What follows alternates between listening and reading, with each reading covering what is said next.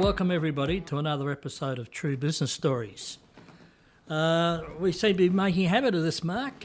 We've got a few on the go, and I know as I look in my book here, I've got 23 future interviews that we're going to do. That's good. We've got quite a few up and running, so this is good. So that's going to keep us busy.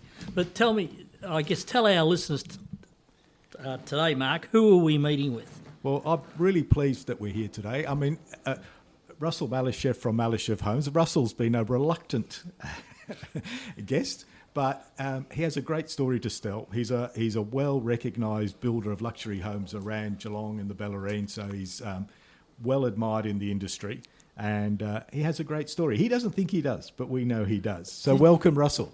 Thank you. Yeah, welcome, Russell. And did you notice in the foyer when we came in, and we did take a photo, and I guess we'll have to put that up on the internet, that the wall, Russell has to build a new wall. Yep, you know he's why? run out of space for his awards. For the awards. And I did do some research, Russell, and the last count I saw was that Housing Industry Awards, you've won 110. So I would assume it's probably moved on since that count. Right? You didn't go down the passageway. Oh. We've started another wall. Another wall. I love it. All right, we do. All right, Russell, tell us, where was primary school? When you were a young whippersnapper, where did you first go to school? Belpost Hill Primary School. Belpost Hill. So what brought you to Belpost Hill? Oh, we lived in Bell Park, and that was the only school sort of more or less within walking distance. Okay. Good. And we know your dad escaped. Emigrated from where? China. And which is interesting because that was many, many years ago where things were a bit rough. So what brought him to Australia? What made him think of Australia? Well, they had a choice. I believe that the Chinese government or Chinese people, and mind you, that's only my belief, I don't know exactly, but they really didn't want these people living in their country because really, if you look historically, my grandparents fled the revolution, the Russian Revolution, and they settled in China. Then the Chinese authorities, let's put it that way, weren't really wanting these people there, so we needed to move. And there was quite a few countries that were open to us. I believe one was Brazil, America, Australia, and maybe some others. And I believe there was somebody that my parents knew that was living in Australia, and they all thought it was fabulous. So we came over here. Wow, what a story. Yeah, well, Mark, we've known Russell for a while, actually, haven't we? Yep. And he's a very generous man, I might add, and gives a huge amount back to the community. And we've been the beneficiary of that at some of the invitations we've had to the charity functions around Geelong, which is fantastic. But it's one of the interesting stories that I believe should be an inspiration for a lot of other people, was that at a late age in life, as I call it, or mature age, you went to Ballarat University and did your MBA. Correct. What prompted that? I believe just a group of friends decided they were doing an MBA, and I think more too at 45 years old, I thought to show my children that education is really good, so I got my MBA. That's fantastic. That's a great effort, and that as I say, that should be an inspiration for many others. So looping back, Russell. So your dad comes to Australia, and what was his trade? What did he start off as? My father was in the old country, basically self-sufficient farmer. He would, if you didn't grow the wheat or you didn't have your farm animals, you starved. So you had to work. When he came over here, he did actually any job he could to support the family. He worked night shift at Burmeds, which was foundry. Yep. He worked, and during the day, he did pea picking. Wow. And then he got a good job at Donaghy Rope Works on Pakenham Street. I remember that. Yes. That building? Yes, and it's a shopping centre now. I can tell you a lot of stories about that one. Yep. And he's basically always worked two jobs. And my brother, who we went to school for a little bit but didn't really go to school, he found himself working as a carpenter. Back in those days, I don't believe it was an official apprenticeship as such, like you go to school, whatever. You just actually learnt on the job. Yep. So he was working on the job, and he was living in Melbourne and renting. And he would come down on weekends and borrow money from my father to pay his rent. He was a self-sufficient carpenter that didn't make enough money. Can you believe that? And my dad, being a wise man, and he was always astute in doing things, he decided to work with my brother. And basically, I suppose my brother's the carpenter, and my father learned on the tools from him. Wow. And where was the first? What was the first job they had, or what was the first home they built? Well, they did a lot of ministry frames. They did a lot of for the volume. I wouldn't call it volume. Back then, it was guys that will take on a contract, say Ministry of Housing in Norlane, for example, and they would be doing the frames there, putting them up. And they had a gang of probably 8 or 10 carpenters working with that. Because you've got to remember, my father's the businessman. Yep.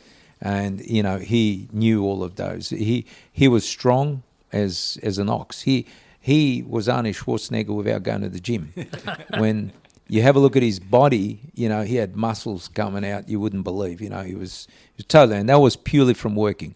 Whereas guys would pick up a beam, 2 of them or something, he'd put up 2 of them on his shoulder and carry them, and that's just the way he was.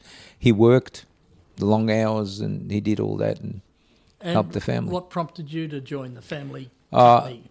When I was growing up, there's no such thing as school sports. You've got carnival happening, you're going to work, and I worked. And to be fair to Dad, he gave us a great work ethic, but he always paid us. Never was it for free. He needed help. His family would be out there working with him. And I suppose that's where I got the work ethic from my father. But physically, I wasn't a worker like him. So, I wanted to go to school. Or he wanted us to go to school. Okay. So we had 2 choices. Either go to school or you're working on the tools. So the brain took over. You're the brainiac took over. I don't know if there was the brainiac, but somebody had to do it. I suppose you're going to ask me when I started into the building. Yeah. Well, I think Malishev, did it start in 1985? Is that when it started? No. Or well before that? Well before. My father was building... everything was so different in the old days. There wasn't any of this paperwork and all this. I better be careful what I say because I wouldn't swear. Well, it's beyond rules and regulations. Regulations now. When you look at it, to get a simple permit takes you not only weeks, but the amount of paperwork and everything. In the old days, we'd have work drawing, have some engineering. The inspector, we take it in the counter, say Shai Karaya, looks back at the setbacks, looks at planning, bang, bang, bang, you got your permit, right? Now, forget it. You can't probably even get a permit for a fence like that. But anyway, coming back, sorry. No, just when I said 1985, I was definitely wrong there because I remember when we first moved to Geelong in the early 50s, I was only a tiny tacker, but that's when all those houses out in that area. Yeah, in Karaya, there was a lot of it. But back then, what I was going to say is some of the guys built specs. A spec is a home for sale, or they built some units, kept them. My father and my brother always had 1 or 2 specs going. So they'd build a house and then they'd sell it. One day during school holidays, there was no such thing as school holidays for me. I was on the tools. I got burnt so bad. I couldn't work, totally sunburnt. And I went to Grovedale and we had 2 specs there, one on either side of the road, and next door was Hooker Homes. And the guy had an open sale for sale. I'm standing there, I'm looking at him and I'm thinking, I'm going to go get a sign. So I went to the shop, bought some paper, put for sale on the front, opened the door, and people came around and they said, how much? Anyway, cut a long story short, some couple came through and they said, how much to build on our land? I'm looking at them, I have no frigging idea. So I went home and I went to ask my brother and he had no idea. He says, there's a box. You got to remember it's a different time, a totally different time. Yep. There was no computing, there was nothing, everything was done in spreadsheets. Now they would sell a spec, is the agent set the price. They had no idea what the cost of it was. They had no idea of the land. And then sometimes they sold it really well because the agent got them a good price. Other times not so well. And then I would ask, well, how much does it cost? Because there's a box of invoices. And I said, how do you know that? They take it to the accountant adds it all up. Anyway, that all changed over time. And I somehow used my spreadsheet, try to calculate this particular house anyway. The first house that we built to order, we lost some money on. We actually paid the people. And then after that, I decided, no, I've got to do courses. I did a lot of master builders estimating, all the different courses I could think of, I started doing. And that was my first training ground. Yeah, which takes us today, Mark, where, of course, Russell's or the Malishev reputation in this region is one of prestige homes, high-value homes, and your reputation is, I guess, well known for that if you want a real quality, well-completed home, Malishev's the first place to come and see. Well, thank you. Yeah. But it's funny when people ask, what inspired you? Like a lot of people weren't the other way. They were there to make money. Call it not so smart or something. I just wanted to build the best. But just wanted to build the best home or the best product. And I wanted, like design. We did so many different things as you would see in our showroom. I'll take you around and show you that. But, it's always inspired to be the quality end rather than the cookie cutter turnover type stuff that everybody does. And some of these estates you go to now, I reckon if you're drunk, you'll go to the wrong house. It's, nearly every second house is about the same. So how many houses do you think you've built, Russell, over the... I don't know, thousands.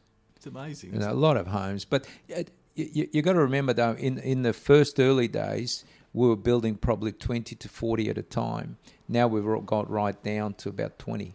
And we only want... the market has changed a real lot. We used to employ our own carpenters back then when my dad was still alive. Now, most things are contract. There's nothing wrong with that either, but it's just a different way of doing things. But you probably get the same contract guys. No. We only use the quality guys. Yeah. Look, the 10 guys or whatever we had back in the days when they're on salary, they wanted to come out and be contractors, and they were contractors to us. Yeah. And in fact, one of them now is one of our building managers. Oh, cool. And he did his more or less apprenticeship with my father. Back then they were sort of apprenticeships. So is the labour shortage we keep reading about, is that, I guess if you've got your loyal contractors, that's a big help to you as far as getting labour. But are you seeing a real struggle with labour in the building industry? I believe so. I'm not involved in the construction side anymore. I've got, my brother looks after that, and we've got 2 building managers look after it. But we don't, we have the regular guys. And what you find, if you look after people, do the right thing by them, they generally look after you. So when you get really stuck, like for example, I renovated, we don't renovate, my daughter's house. Now, try and get some trades in this difficult time. I've got them. 2 of them even work Sundays to get things done for me. And that's because of loyalty. And the relationship. Yeah, relationship, yes. Yeah. Mark, well, let's just change the subject for a minute, because Russell's the first person I knew at the time who had a Tesla. Yeah, he was. And you've got a story, and I remember in his car one day going around a corner, and we went up towards the beach, and he's not driving. The thing's steering itself. And I'm thinking, we're not going to turn around this corner. And I really got scared, but he did put his hand on the steering wheel before we turned right. As he had to. That's right. But you like new things, don't you? You like new technology. That's one thing you do like. You do like your cars. Yes. You do like the technology that goes with it. Yes, and I've still got a classic though. I've You got do a have V12. classic. Yeah, no, you do have Still a got a V12. No, he's very good at that. So the other part of your business, Russell, that or probably a slightly separate part, is your constructor software. Yes. Tell us a bit about that. Well, that started in about 1995. We used to use a particular package that most industry used, And I had so much issues with it, and every time I complained to the company, and there was small business, basically two business partners that were working for a bigger corporation, they found that there was a marketplace for software. I'm very careful not to mention names. No, you're right. Now, turned it off. And I found, and what they said to me, you're the only one complaining. And they turned around and I said, well, give me some names. So they gave me some names around Australia and I started ringing up. And they were in the same boat as what we were, really disappointed in what was coming with the software. So we basically got a club together, started, this club. And four of us initially, actually 3 builders got together and said, well, we should put some money together and have our own software written. So I had to find a software house, and I did, and they were the quarter partner, so to speak. In the end, it ended up that one of the builders went broke, the other one just lost interest, so I ended up buying them out, and I ended up having a partnership between the software house and us. And in the end, I ended up buying out the software house as well, and we ended up owning outright the software. Over time, we've had clients in New Zealand, Papua New Guinea, and Australia, of course. In every state, we've got clients here. So for people listening who don't know what Constructor is, what does it do? Building estimating, job cost control, basically software in the building industry. It handles everything. It's a fully integrated system. They don't have to have word processing, scheduling, accounting, payroll. It's all there. So it's very efficient for a builder. Yes. And Russell, the good thing also is that your son is now running that side of the company. He is, yes. He is a software engineer. He was in America living the high life until COVID hit. And like all of us, came back here reluctantly. But now is very enthusiastic. He's done wonders for it. It's come a real long way. And it's still doing quite well. That's good. Very good. I spoke before about you known for giving back to the community, and I know you've been on a few boards. So what is your general personal philosophy about giving back? Well, you sort of, I'm getting old now, I think it is. Back in the early days... He's to those listening to this, he is exaggerating.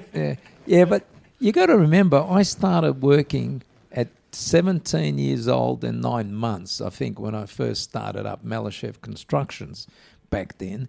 I never worked for anybody, had no idea how to employ people, no idea what I had to do. I still remember the first person I employed. And I still remember I thought I need a purchasing officer, so I hired a purchasing officer. He was 50 years old. And I was wondering, jeepers creepers, is he going to live? And I was in my mid-20s, probably 22 or something, back then when I started to employ people. We used to employ a lot of people. We don't anymore, as many as we did have. But everything I learnt was myself. And I was in about every single friggin' association you can think of in Geelong. In my mid-20s, I was on Chamber of Commerce on their council. Yep. Master Builders. I was on the, what do they call it? Council, I think, on the Victorian area. Master Builders Geelong. I was even the president.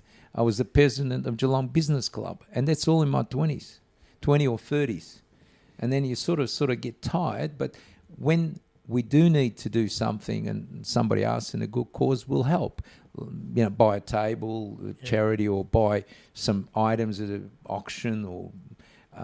unfortunately, we can't donate a house, but we were involved in putting one together before, but so try and help. The Hope bereavement counselling group's breakfast coming up, which Russell every year takes a table. That's right, and unfortunately every year sends an invite around to a group of us. And I appreciate the invitation this year. Unfortunately, I can't attend, but I have in the past.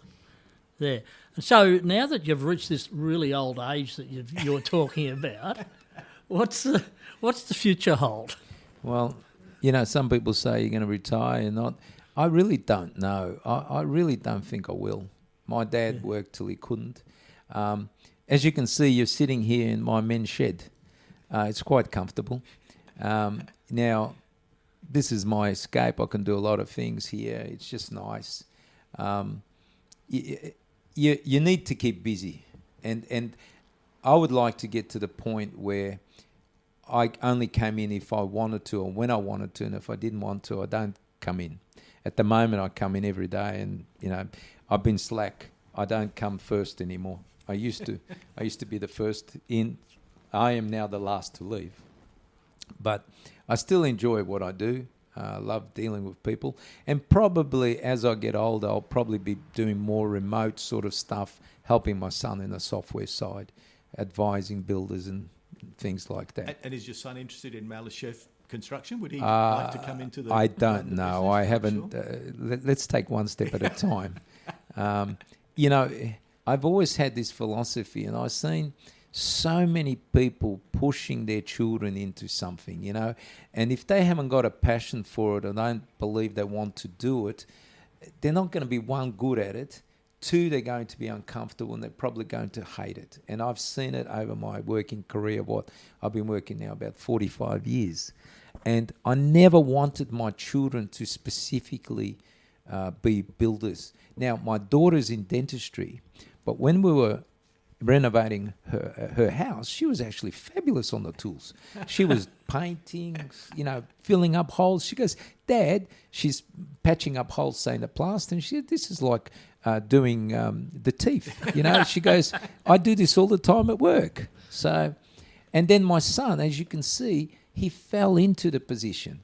And he's starting to really like it. I believe he did. He does. And he's got the background, the skills training. Because if he didn't love it, or maybe love is a bit strong word, if he didn't really enjoy it, he probably wouldn't be doing it. And I said to him, son, if you don't like it, sell it. Or, close it up, whatever you like. Well, there's an interesting point there, Russell, now with all this information about artificial intelligence and chat GPT and all the rest of it. We interviewed Amir Khatub the other day, a young Indian guy doing very well in business, and he's into IT. Some of the things he was telling us about what this AI is doing, I'm sure that Nathan, isn't it, your son? He told me, he was showing me, Yeah. he was showing me what AI does in a matter of, let's say, I'm exaggerating because I'm not a coder, right? In 10 minutes what somebody takes a day to do. Yep. It's incredible. He showed me some of the code. I'll call it code in old language. He showed me what he can do and what he can extract out. It's phenomenal. So if we think that computers are going to replace physically labour, yes, but they're also going to probably replace a lot of the coders as well. The physical that we thought that these guys, or even doctors. Well, we did interview for our podcast Megan Rovers at Geelong Property Hub, and she was telling us that she uses it all the time, and she writes all their ads and everything now. Everything's done through ChatGPT. Yeah, what I've heard and what I've saw, a lot of uni students or students are using it to cheat. Using to run their reports or whatever. I'm sure there'll be plenty. And look, even if I'm using it, that means that anyone can use it. Right. So, Russell, because you're running a very successful building company and people come to you all the time to build a house, what are some of the things people need to think about before they come through the door and say, Russell, build me a house? Or why should they come to you and not go to some of the other builders, the cookie-cutter side?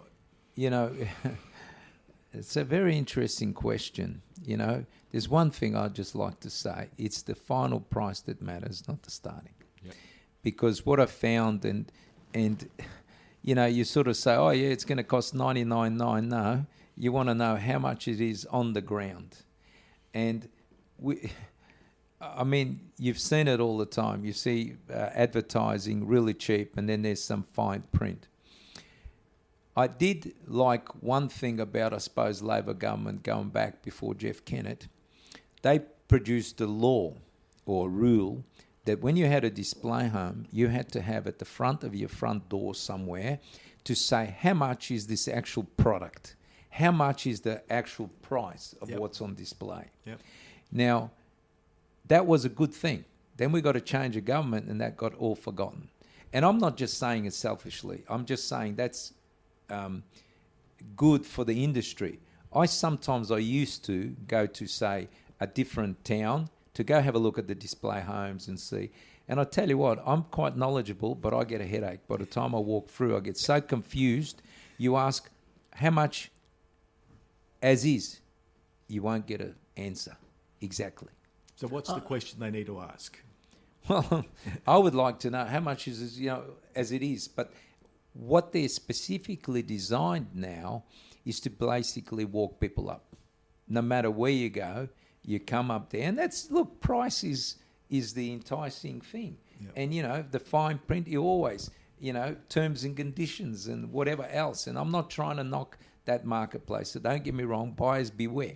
You got to know. But I bet you that nobody has signed the dotted line on that from price. Mark, that's a bit like saying, you want handles on the doors, do you? Oh, well, that's an extra cost. You want landscaping. Oh, sorry, that's an extra landscaping maybe is an extra cost, but side cost to plant. So you're actually buying something here off the ground. Ask them how much is it on my site, plus site costs. So you'd be very surprised how much site costs are. And maybe when this microphone is turned off, I might tell you a few stories. Yeah, I can sure.